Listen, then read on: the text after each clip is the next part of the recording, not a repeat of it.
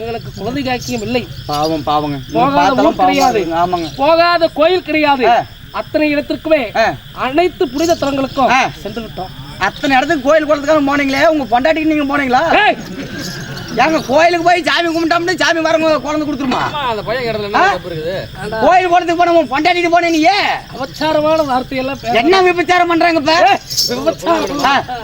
அபச்சாரமான வார்த்தை பேசாதுங்கிற பாவங்க. குழந்தை வேற இல்லை உங்களுக்கு. அதெல்லாம் கடையில் இருக்கிற பொருளை சாமி வாங்கினது கொடுக்க முடியும். நானே துக்கத்துல இருக்கிறேன். ஆமாங்க. என்கிட்ட வந்து ஏன் இப்படி பேசுறேன்? அதானங்க. குழந்தை வர வாங்குறதுக்கு நான் போறேன். அப்படிங்களா? குழந்தை வர வாங்குறீங்களா? சரி சரி சரி, பரவாயில்ல பரவாயில்ல, நல்ல நல்ல காரியம் தாங்க. அதனால உங்க பொண்டாட்டி நான் போகணுங்களா?